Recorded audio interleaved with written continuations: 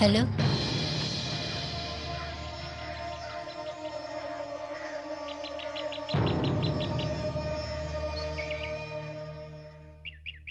அப்பு ஒரு புத்திசாலி பையன். ஹூ இஸ் ஹூ அப்படின்னு அவன் நல்லா புரிஞ்சுக்குவான். எல்லாம் சரியா நடந்திருந்தா உன்னை விட்டு அவன் போயிருக்க மாட்டான்ல. அப்புவுக்கு தேவராஜனை ரொம்ப பிடிக்கும். அதே பாசம் உன் மேலேயே இருக்கு. நீ ஒரு நல்ல அம்மான்னு அவனுக்கு தெரியும். இருந்தாலும் அம்மா ஏன் தேவராஜனை விட்டு பிரிஞ்சாங்க, அதுக்கு ஒரு காரணம் இருக்குல்ல அப்பு. அதையே நீ புரிஞ்சுக்க மாட்ற. தேவராஜன் ஒரு நல்ல அப்பா இல்லைன்னு நான் சொல்ல மாட்டேன். ஆனா அவனுடைய இன்னொரு பக்கத்தை நீ பார்க்கணும். ஆர்ஃபனேஜ், சென்ட்ரல் ஜெயிலு, ரவுடிசம், அடிதடி. ஓகே, இப்ப இருக்கிற தேவராஜன் நல்லவனாவே இருக்கலாம். ஆனா அம்மா இல்லாத ஒரு இடத்துல அப்படி ஒரு ஆள் கூட தங்குறது அவ்வளோ சேஃபா அப்பு? தேவராஜனை ஏதாவது ஒரு பழைய கேஸ்ல உள்ள தள்ளிட்டா, அவன் மறுபடியும் ஜெயிலுக்கு போயிட்டா, நீ என்ன பண்ணுவ? திருப்பி வந்தா அம்மா உன்னை ஏத்துக்குவா. ஆனா ரகு எதிர்த்தா உங்க அம்மாவால ஒண்ணும் பண்ண முடியாது. ரகுமாமா என்ன கொலை பண்ணிட்டாருன்னா? அப்பு, ரகுமாமா என்ன கண்டிப்பா கொலை பண்ணுவாரு. அம்மா என்ன காப்பாத்துவாங்களா? இல்லன்னா நான் ஃபோன் பண்ண உடனே ஃபாதர் நீங்க வந்து காப்பாத்துவீங்களா? அப்போ பைத்தியம் மாதிரி பேசாத. பாத்தீங்களா ஃபாதர் இப்படிதான் பேசுறான். எனக்கு என்ன பண்றதுன்னு தெரியல. எனக்கு ஏதாவது ஒரு யோசனை சொல்லுங்க. ரகுமாமாவை நீங்க கல்யாணம் பண்ணிக்க வேணாம்னு சொன்னா நீங்க ஒத்துப்பீங்களா? அப்பு போதும், இங்க வா, நான் சொல்றத கேளு. வேணாம், என்ன காப்பாத்த நீங்களாவது இருப்பீங்கன்னு நினைச்சேன். நான் அவ்வளவு சீரியஸா போன்ல சொன்னப்ப கூட நீங்க என்ன நம்பல. அப்போ அப்பு, அப்போ ஃபோன் பண்ணானா? அது அவன் அடிக்கடி ஃபோன் பண்ணுவான். நேத்து பண்ணானா? ஃபோன் பண்ணா, சும்மாதான். ஃபோன் பண்ணி என்ன சொன்னா? இப்ப சொன்னான்ல, அதையே தான்.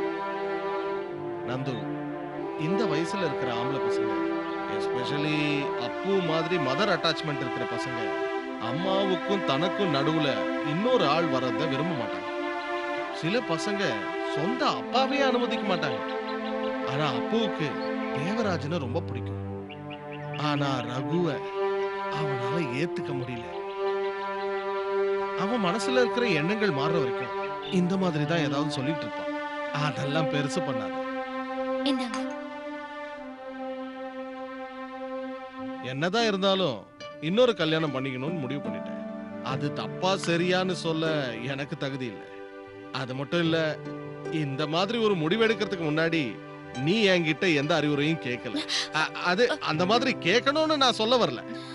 என்னதான் இருந்தாலும் நீ முடிவு பண்ணிட்ட. அத நல்லபடியா நடத்துறது தான் முக்கியம். அப்புவோட ரிவால்ட்டிங் ஆட்டிடியூடு என்னைக்கு இருந்தாலும் தீராத தலைவலியா தான் இருக்கும். அவனை எப்படியாவது திருத்துறதுக்கு ஒரு வழி இருக்கு. தேவராஜன் கிட்ட இருந்து பரிபூரணமா அப்புவை பிரிக்கணும். அது நடக்கவே நடக்காது. நடத்தியே ஆகணும். அந்த பொறுப்பை என்கிட்ட விட்டுரு. இத நான் அப்புவோட போன் வந்தப்பே நான் டிசைட் பண்ணிட்டேன்.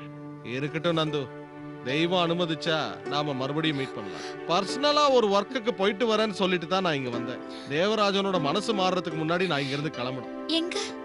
இப்போதைக்கு ஆர்ஃபனேஜுக்கு தான். அதுக்கப்புறம் எங்கேயாவது போக வேண்டியதா. எது எப்படி இருந்தாலும் இனி அவன் உங்க வழிக்கு வரமாட்டான். நிச்சயம் வரமாட்டான். ஊரை விட்டு வெளியில போகணும்னு நான் சொல்லல. நான் தான் சொன்னேன். இப்போதைக்கு அப்புவுக்கு இதெல்லாம் தெரிய வேண்டாம். ராஜா என்ன பார்க்க வரும்போது அவன் சந்தேகப்பட மாட்டானா? என்ன சந்தேகப்பட போறான்? எங்கேயோ போயிட்டான்னு நினைச்சுக்குவான். கொஞ்ச நாளைக்கு அழுது அடம் பிடிப்பான். அதுக்கப்புறம் அவன் தேவராஜனை மறந்துடுவான். அது ஒரு பெரிய விஷயமே இல்லை நந்து. உனக்கு எல்லாம் நல்லதுதான் நடக்கும். நான் பிரார்த்திக்கிறேன். வரட்டா?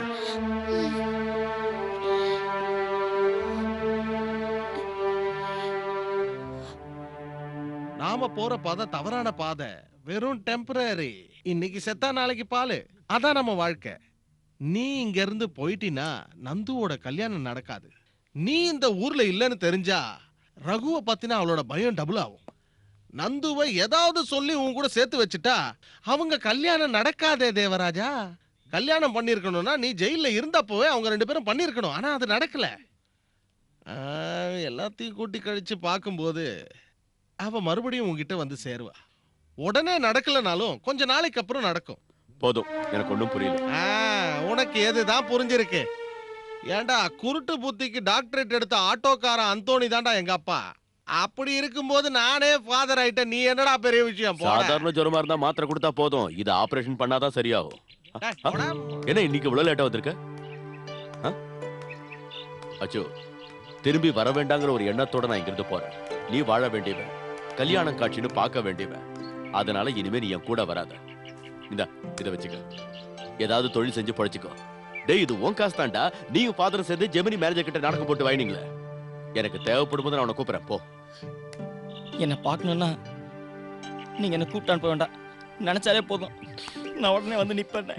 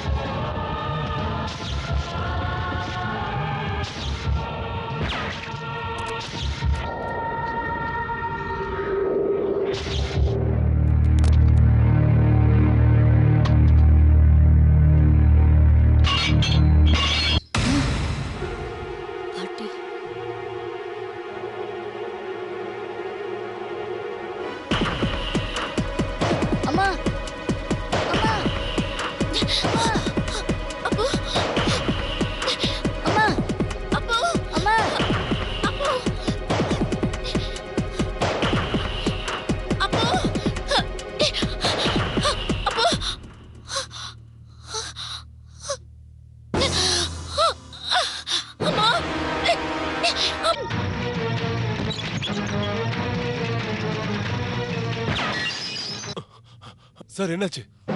அவனை புறா.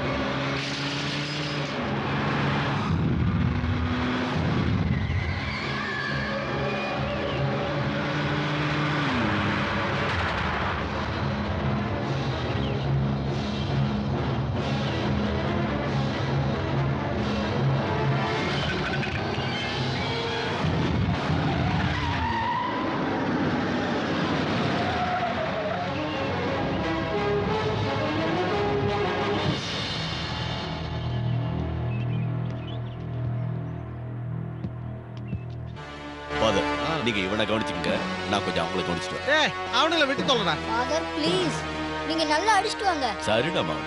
அது சரி, உங்க அப்பா மாதிரி தானே நீ இருப்ப. தேவராஜா நல்லா நீட்டா முடிச்சிரு.